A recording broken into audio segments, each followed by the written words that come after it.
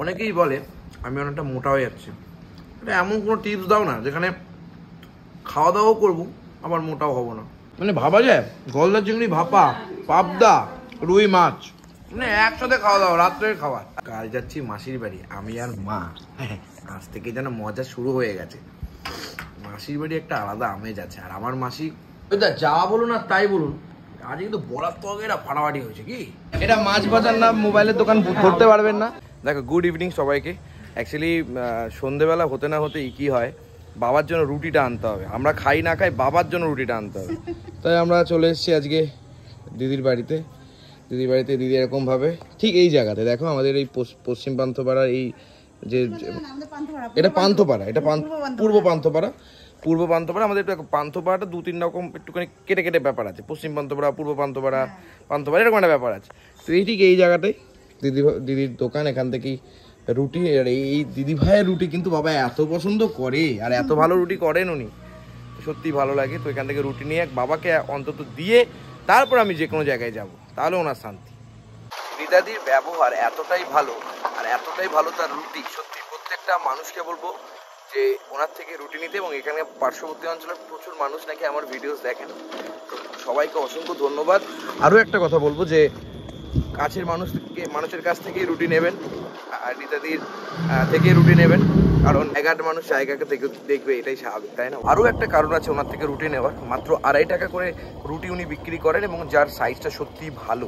এটা মাছ বাজার না মোবাইলের দোকান ধরতে পারবেন না। এই যে এই লোকটার দোকানে এসেছি আমি। রেজুদা, তাহলে আমার ওটা হলে আমাকে করে দিও কিন্তু। একদম ভাই, যার জন্য আমি এসেছি সেটাই কলা হলো না, জ্বালা একটু করে দিও কিন্তু আমাকে। একদম চাই। এবার যাই আমরা একটুখানি বাইরের দিকে। রুটি কিনে নেওয়ার পরে কিন্তু চলে গেছিলাম আমরা দোকানে, ফোনের দোকানে। ফোন কিনতে নয়, আমরা একটা জিনিস কিনতেই গেছিলাম ওখানে। তো দেখা যাক কি হয়। এখন এসে দেখছি কিন্তু প্রদীপদা খেতে বসে পড়েছে। ওই রাতে রুটি খাবেন নাকি, ভাত খাবেন না? বাহ, ভালো ছিল। ইনসুলিন নিয়েছেন? বাহ, আমাকে একটু ভাত দেবো নাকি? কালকে সকালবেলা আমরা বেরিয়ে পড়বো কাঁচরাপাড়ার উদ্দেশ্যে। অনেকেই আমাকে কিন্তু মেসেজ করছেন যে কাঁচরাপাড়াতে আসবেন জোয়ারদারে। তো অবশ্যই হকার্স কর্নারের অপোজিটে, গান্ধী মোড়ের ঠিক সামনে কাছাকাছি হকার্স কর্নারের অপোজিটে কিন্তু আমরা কালকে ঠিক 11টা থেকে 11:30টার মধ্যে ঢুকে পড়ছি। তোমরাও আসতে পারো, আজকে এনজয় হবে। আর এখন খাওয়া দাওয়া হবে কচি করে। যা বলুন আর তাই বলুন, আজ কিন্তু বলার তো এটা ফাটাফাটি হয়েছে। কি এত হেভি হয়েছে। আচ্ছা, শিলিগুড়িতে কিন্তু খুব শিগগিরই আমি আসছি, খুব শিগগিরই যাচ্ছি। নেক্সট মান্থেই কিন্তু প্রথম উইকে বা সেকেন্ড উইকে শিলিগুড়িতে আমাদের যাওয়া। এমনি তো দার্জিলিংয়ের দিকে, দার্জিলিংয়ের কাছাকাছি যাওয়া ইচ্ছা আছেই 9 থেকে 12। শিলিগুড়িতে অনেকেই আছেন যারা দেখা করতে চাইবেন বা দেখা করতে চান। 8 তারিখ আমরা মনে হয়, বা 9 তারিখ ট্রেন দেবো না, 8 তারিখ ট্রেন দেবো। 8 তারিখ ট্রেন দেবো না আমরা। বলিস না, দুটো লাগবে। হ্যাঁ, আজকালের মধ্যে দুটো লাগবে, এরকম ব্যাপার আছে নাকি? না, ডেট তো যে আমাদের নিয়ে যাচ্ছে গেস্ট হিসেবে, সেখানে তো ডেট বলাই আছে 8 বা 9 তারিখে সকালবেলা শিলিগুড়ি। হ্যাঁ, যুদ্ধ বেড়ে তো যাওয়াতে পারবো না।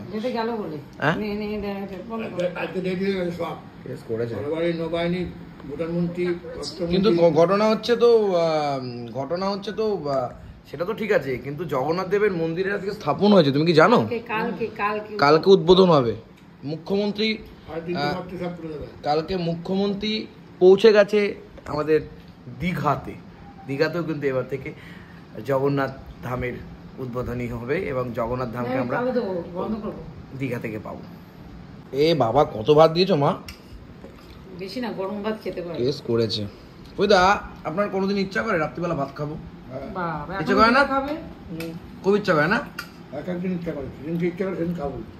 ও, সেদিন ইচ্ছা করলে খাবেন? এখন খাবা?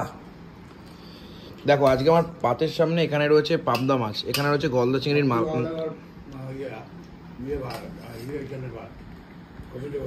গোবিন্দভোগ চালের ভাত খেতে পয়দা খুব ভালোবাসে। তবে সেটা বড় কথা না, বড় কথা হচ্ছে আজকে আমার সামনে রয়েছে পাবদা মাছ, রয়েছে এখানে গলদা চিংড়ির ভাপা, আরও আছে ওখানে রয়েছে রুই মাছ। হ্যাঁ, খাসা লাগে 3 রকম মাছ রাত্রিবেলা। এই যে রুই মাছ, ও মানে ভাবা যায় গলদা চিংড়ি ভাপা, পাবদা, রুই মাছ, মানে একসাথে খাওয়া দাওয়া, রাত্রের খাবার। দাদা খাচ্ছে না, পেট ভর্তি। লে হালা, দাদার পেট ভর্তি, খাবে না বলতেছে। এই গানে কি কেস করেছে, লুকিচুরি খায় নাকি? এখানে একটা হচ্ছে পাবদা। পাবদা রেখে যাবো, পাবদা ঝোল লাগুন একটু। এই একটুখানি ঝোল ফেলে দিলাম। ঝোল এত ভালো হয়েছিল পাবদার ঝোলটা। মেখে মুখে খাই, সাইডে গাছ যা লেগে আছে। এবার ভাতটা নিয়ে নিলাম, এটা করবো। হ্যাঁ আমি একটুখানি খাবো না বেশি। ঝোল নিয়ে নিলাম। ওকে, তুমি কোন মাছটা নেবো? হ্যাঁ পেটি পেটি খাবো, তাহলে আমি এটা নিয়ে নিলাম। ডিম চিম কিচ্ছু খাবো না। ডিম খাবো না? না খাওয়াই ভালো, তোমার যা পেট খারাপ। শরীরই ভালো লাগবে না। হা হা হা হা। দাদা খেলে আরো ভালো লাগতো, কিন্তু কি করবো। জমজমাট মাছের ঝোল, মাছের ডিম, আর এইদিকে মাছ, ওফ ফ্রেশ মাছ।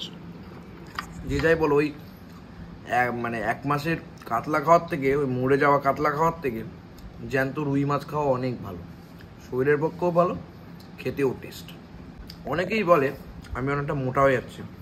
এটা এমন কোনো টিপস দাও না যেখানে খাওয়া দাওয়াও করবো আবার মোটাও হব না, দাও না টিপস। তাতে মা এত ভাত খাওয়া উচিত না, খাস না, দুটো ঠিক আছে। কিন্তু আজ এই মাছগুলোর জন্যই তো আমার আর মাথা কাজ করলো না, তাই একটুখানি ওই আর কি। এই মাছটা যদিও কালকের, এই মাছটা মানে এটা একটা যেন ইমোশন হয়ে দাঁড়িয়েছে।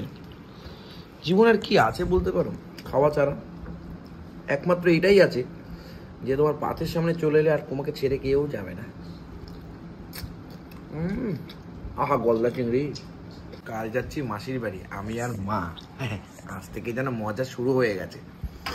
মাসির বাড়ি একটা আলাদা আমেজ আছে, আর আমার মাসি 1 কোটিতে 1 পিস আছে। যেমন সুন্দরী আর তেমন হাতের রান্না, পুরো চম্পা। শেষ পাতে একটা গলদা চিংড়ি বেঁচে আছে, খাবো না হয়। বরফিটা খেয়ে পাটটা পাট অসাধারণ। দেখা হবে আবার কালকে নতুন ভিডিও সাথে। কাজু বরফি একটা খেলে খা। ভেঙেছো? ভাঙা হয়ে গেছে, খাওয়া হয়ে গেছে?